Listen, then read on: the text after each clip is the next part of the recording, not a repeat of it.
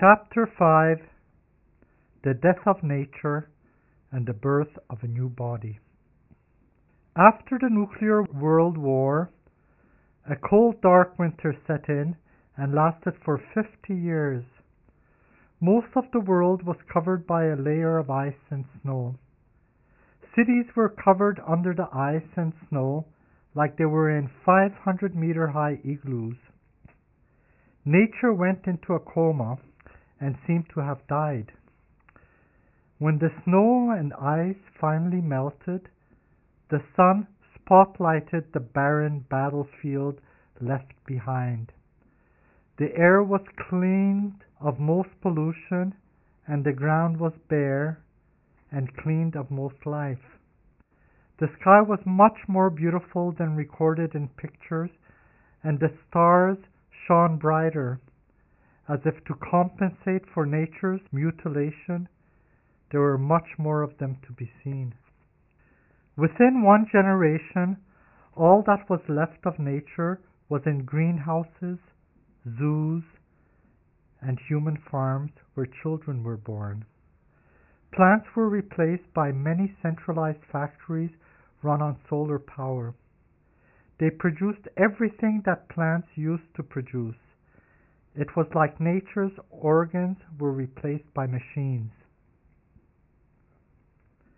By 2300 AD, scientists were able to offer indefinite extended lives by mechanically replacing most organs of a body.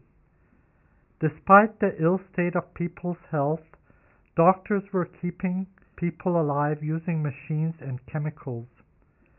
Teeth, bones, and limbs were the first organs replaced by synthetic materials. Then came the heart, lung, ears, eyes, and soon after came skin and muscle. The most challenging and expensive was the stomach and its related organs used to nourish the brain and any other remaining biomaterials. Teeth, ears, bones, hearts, and lungs were affordable for most, but limbs and eyes were affordable only to the rich. Eyes and ears were replaced by devices offering night vision and focusing abilities to see and hear faraway objects. Only celebrities could afford synthetic skin and muscle. The brain was seen to function as long as the supportive body functioned. Organs were replaced whenever they needed replacement. Once it was realized that it was easier to keep the brain alive in a chemical solution without the complexities of a body, the bulky heart, lung, and stomach were replaced by a small, simple machine controlling a solution and run on a nuclear battery. And within 100 years, most humans were just mostly brains in robot bodies by the time they reached their middle age. Children were born either in the bio-bodies of their mothers, who still had bio-bodies, in rented bio-bodies, or in laboratories. The robot bodies of adults, made from metals, plastics, and chemicals, were difficult to differentiate from the biocarbon-based bodies of children. Latex skin was made as warm, wet, and soft as the real skin of the children. When you cut synthetic skin, it oozed fake blood and formed a scab, and it hurt only for a second, but enough to cause tears to flow. And when man felt ashamed, his face turned red. And when two wanted to make love, they were able to turn up their sensations and enjoy it, like turning up the music and lights. Having tested nature to death and having unsuccessfully tried to resurrect her, man acquired sufficient knowledge to copy and imitate her. Using machines to substitute body organs, scientists were able to replicate any function that organs once had. Using self-replicating nanomachines the size of viruses, scientists were able to manipulate atoms to form any molecules that nature formed more efficiently than she did before. The only part of humans that could not be replaced by machines was their brain. By 2500 AD, all biological materials were manufactured by self-replicating nanomachines. Adult man had evolved to be a bio-brain in a robot body. One's 18th birthday was considered the most important celebration, being born again and getting an adult robot body and all its accessories that enabled it to fly and perform superior feats.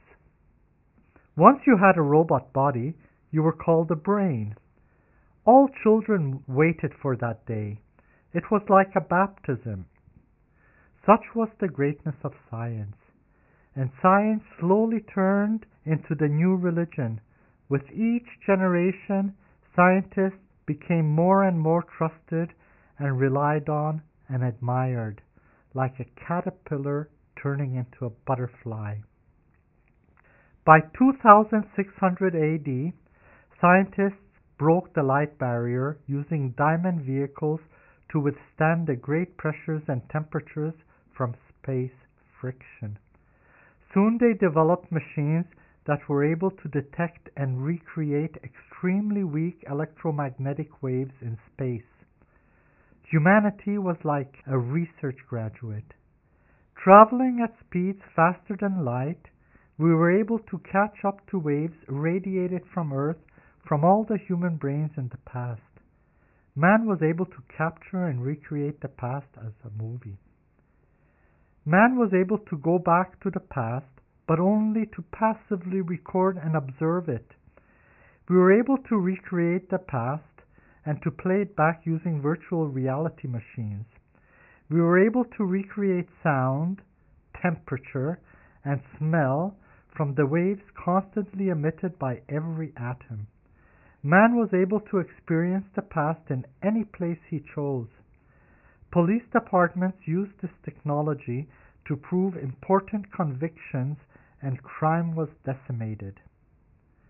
A few centuries later, we were able to detect signals of higher frequencies that traveled at 3.14 times the speed of light. We were able to capture and interpret these waves that had propagated from thinking brain cells. We were able to scrutinize people's thoughts. Then people regarded scientists like gods.